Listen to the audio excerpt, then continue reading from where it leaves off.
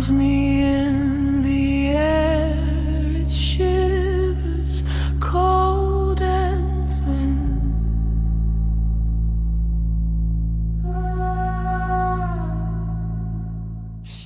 Echoes of the Forgotten Bride. Episode 8, The Bridegroom's Cove. History is a weight we carry.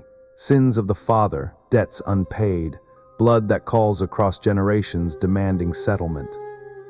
Sometimes the only way to escape the past is to face it, together. This is the 8th echo. Alex Mercer hated Haven's End, hated the gray sky, the cold water, the way everyone looked at him like he was responsible for something that happened 150 years ago. He was, in a way, his ancestor had started this, had performed the original ritual, had bound the forgotten bride to the sea, had created a curse that hung over the town like fog. But that wasn't Alex's fault. He hadn't asked to be born into this legacy, hadn't asked to inherit the ancestral manor, hadn't asked for any of it. So he was selling it, the whole estate, the house, the land, everything. He'd take the money and disappear. Move to a city where no one knew his name, where history was someone else's problem. The real estate lawyer arrived on a Tuesday. Eliza Reed, from Boston, professional, no nonsense, exactly what he needed. She pulled up in a sensible sedan, stepped out in a sharp suit, extended her hand. "Mr. Mercer, thank you for choosing our firm.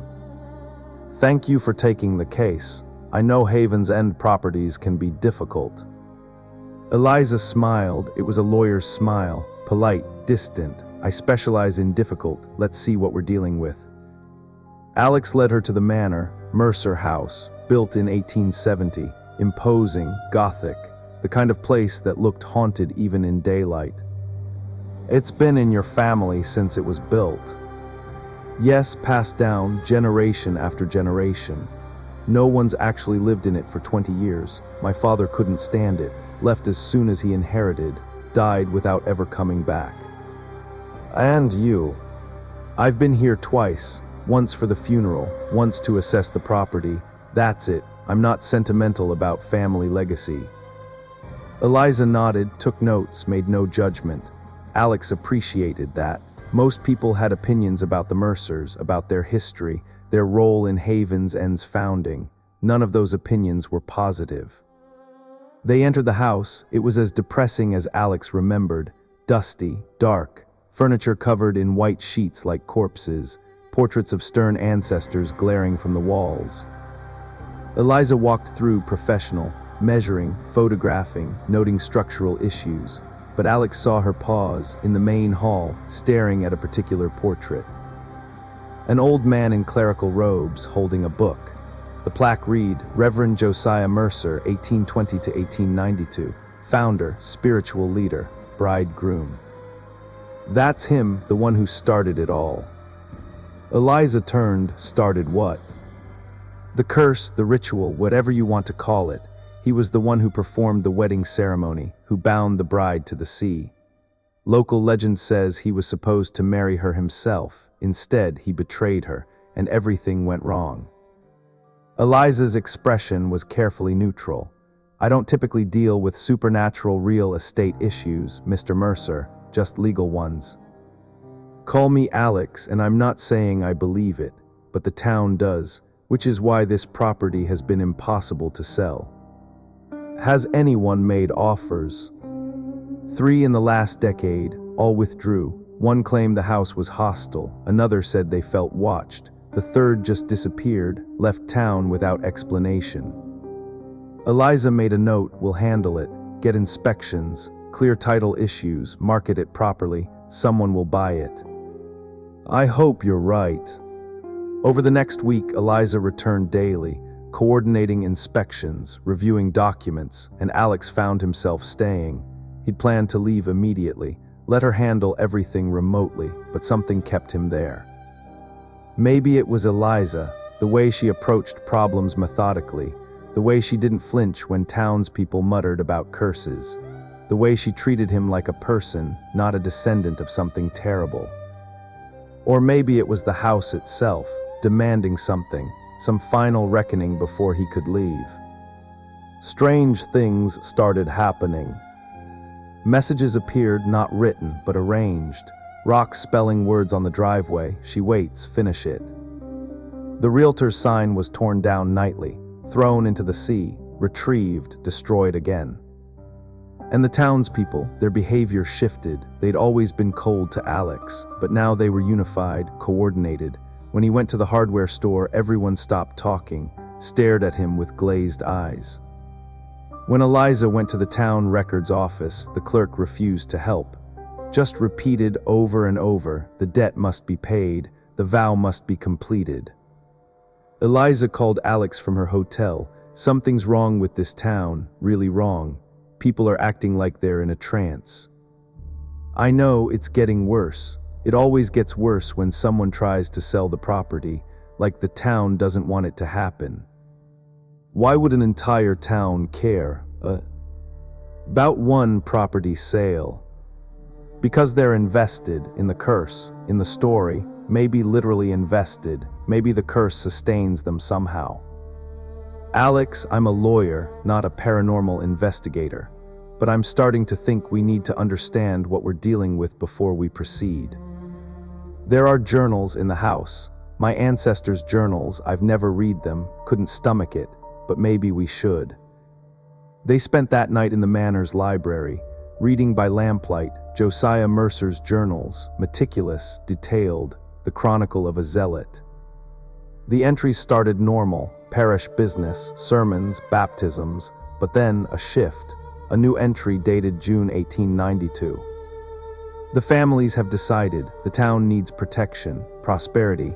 The sea is jealous, it takes our men, our ships, our wealth. We must appease it, we must offer it something precious. A bride, young, pure, beloved. The ritual is old, older than the church, but it will work. I have seen the texts, I know the words. Further entries detailed the preparation. The chosen girl, Eliza from the Hartley family, wealthy, beautiful, she would be the offering, and Josiah would perform the ceremony. He would be the bridegroom, the symbolic husband who bound her to the sea. But Josiah had hesitated. At the last moment, the entry from the wedding day was shaky, stained, possibly with tears. I cannot do this, she is innocent, I am damning her, but the families insist. The town demands it, and so I will speak the vows, I will bind her, and I will carry this sin forever. The final entry was dated 2 days after the wedding. She haunts me, I see her in the water, hear her calling. The families say the ritual worked. The town prospers, the sea is satisfied, but at what cost? I am no bridegroom, I am a murderer, and she will not let me forget. Alex closed the journal, so he knew. He knew it was wrong and did it anyway. Eliza was pale. This isn't legend, this is confession. Your ancestor participated in a ritual murder. And now the town thinks I need to complete what he started, finish the vow, whatever that means. As if in answer, a knock at the door.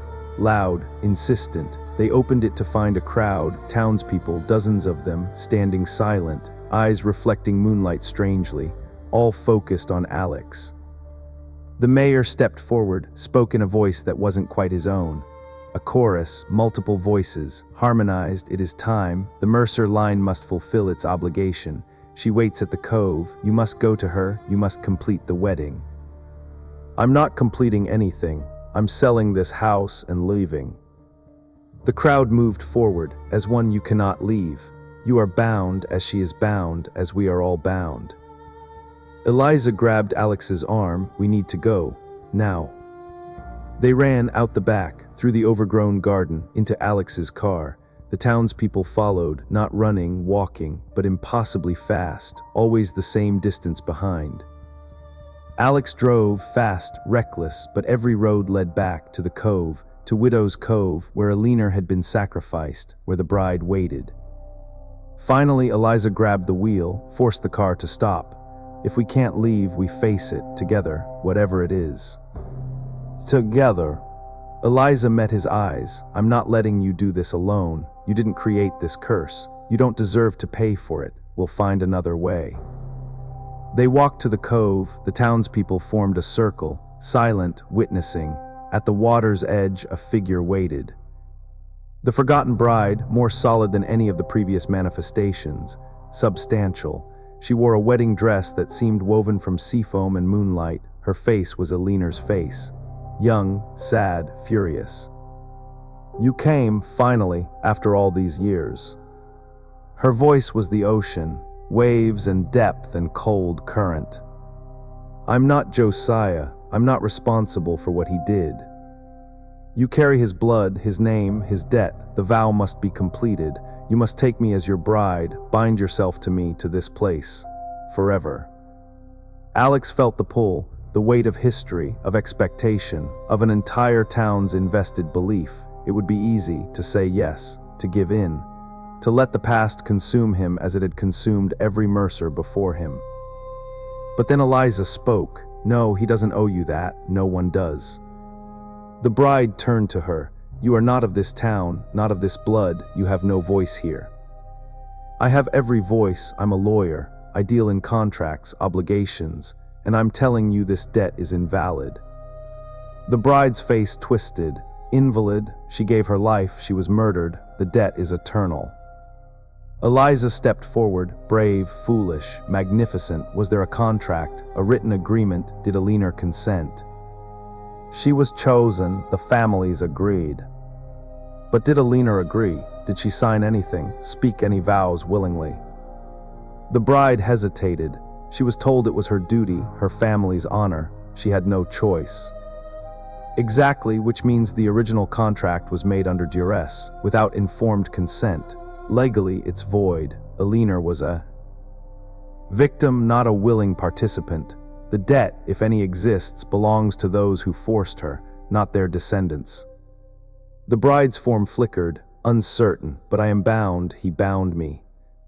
He lied to you, used you, made you a prisoner. That's not a wedding, that's a crime, and crimes don't create binding obligations. They create the right to justice." What justice? They are all dead. The families, the conspirators, gone. But their lie remains. You're still trapped, still serving a purpose you never agreed to. You're not a bride, you're a prisoner, and prisoners have the right to freedom. The bride looked at the town, at the people who'd sustained themselves on her pain, on the ritual, on the belief.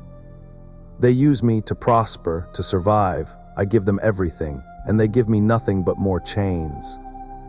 Alex found his voice. Then stop. Stop serving them. Reject the ritual. Reject the binding. Choose freedom. "But if I let go, I cease to exist. I am nothing but the curse now. Without it, I am not." Eliza shook her head. "You're Eleanor. You were a person before this. You had dreams, desires, a life stolen from you. Reclaim it, not the bride they made you, but the woman you were." "I don't remember her." "Then create someone new. You're not obligated to be what they made you. You can choose." The bride looked at her hands, at the water, at Alex. "He should be punished. The Mercer line should pay." Alex nodded. "You're right. What my ancestor did was unforgivable. But punishing me doesn't undo it. It just continues the cycle. Someone else suffers for someone else's sin. When does it end?" The bride was silent. The townspeople stirred, uneasy, their trance beginning to break. Finally, the bride spoke. "What if I choose to release you, to void the contract? What happens to me?" Eliza considered. "Legally, you'd be free. The binding would break, but existentially, I don't know, maybe you persist, maybe you fade, maybe you finally get the rest you deserved a century ago." And them, the town. They survive on their own merit, or they don't. Without the curse sustaining them, they face reality. That's fair. The bride looked at the ocean, at the moon reflected on the water, at the prison she'd inhabited for over 100 years. "Then I choose freedom. I choose to release the Mercer line, to void the debt, to reject the role I was forced into. I am not a bride, I am not a curse, I am Eleanor, and I choose rest." She reached up, removed the silver lily ring from her finger, the ring that had bound her. She handed it to Alex. "This was mine once, my family's, take it, not as a symbol of obligation, but as proof. The debt is paid by releasing it, by choosing mercy over vengeance." Alex took the ring. It was cold, heavy, real. Thank you, I'm sorry for all of it. You deserved better. We all do, but sometimes we have to create better for ourselves. Elena smiled for the first time, real joy. Then her form began to fade, not violently, gently, like mist in sunlight, like she was finally allowed to go. The townspeople collapsed, the collective trance broke. They looked around, confused, disoriented, free. The curse was over. Alex and Eliza stood at the cove until dawn, silent, exhausted, changed. Finally, Eliza spoke, about selling the house. Alex laughed, shaky, relieved. Yeah, about that. I think I might keep it, restore it, turn it into something good. A community center maybe, or a museum, documentation of what really happened, so it's never forgotten and never repeated. That's a much better use than selling to some developer. You think you could help with the legal work, the transition? Eliza smiled. I could. I'd have to stay in Haven's End for a while, oversee everything. Would that be so bad? She looked at him, really looked, at the man who'd faced his family's sin, who'd chosen mercy over escape, who'd stood with her against the impossible. No, I don't think it would be bad at all. They worked together over the next year. Alex restored the manor, created a historical center, documented the truth about Elena, about the ritual, about the families who'd sanctioned murder and called it tradition. The town resisted at first, but slowly people came, read the history, faced what their ancestors had done. Some rejected it, left Haven's End, others stayed, tried to build something better. And Alex and Eliza, they built something too, a relationship forged in crisis, tempered by truth. They challenged each other, argued about everything, made each other better. It wasn't perfect, it wasn't a fairy tale, but it was real, chosen, free of obligation or curse or destiny. Just two people deciding to stand together, against history, against expectation, for each other. On the anniversary of Elena's release, they held a memorial at the Cove, a plaque honoring her and all the other victims of Haven's End's dark history, the ones whose names were lost, whose stories were silenced. Alex read Fro. M prepared remarks. We cannot undo the past. We can only choose how we face the future. Elena chose mercy, chose freedom. We honor that choice by ensuring no one else is ever bound by the sins of those who came before. Eliza added, and we honor it by remembering that justice isn't about perpetuating pain. It's about breaking cycles, choosing truth over tradition, liberation over legacy. They placed flowers in the water, watched them float out to sea, carrying messages, apologies, acknowledgement. The ocean accepted them, gently, without hunger, without demand, just water, just waves, just the eternal rhythm of tide and time. That night in the restored manor, Alex found Eliza on the balcony, looking at the sea. Do you think she's really at peace, Elena? I think she's free. Whether that means peace or rest or something else entirely, I don't know, but she chose it, that's what matters. Alex took her hand. Thank you for staying, for fighting, for seeing me as more than my name. Thank you for being worth seeing, for doing the work, for choosing better. They stood together, two people unbound by history, connected by choice, building something new on ground that had been poisoned by the old. The sea still remembered, it always would, but its memory no longer held power, no longer demanded sacrifice, no longer claimed the innocent. It was just the sea, beautiful, dangerous, honest. And Haven's End began to heal. The hardest chains to break are the ones we inherit, the expectations, the debts, the sins we didn't commit but are told we must answer for. But every chain has a weak link, every curse has conditions, and every prison has a key. Sometimes that key is mercy, sometimes it's truth, sometimes it's just the simple, revolutionary act of saying no. This ends with me, I will not perpetuate this pain. And when we find someone who says that with us, for us, beside us, that's not destiny, that's not fate, That's just the best thing humans can do. Choose each other, choose better, choose to break the cycle and build something new. This has been Echoes of the Forgotten Bride, Episode 8, The Bridegroom's Cove. Join us next time for Episode 9, The Sounding of the Deep. Until then, remember that you are not your ancestors' sins. You are your own choices. Make them count.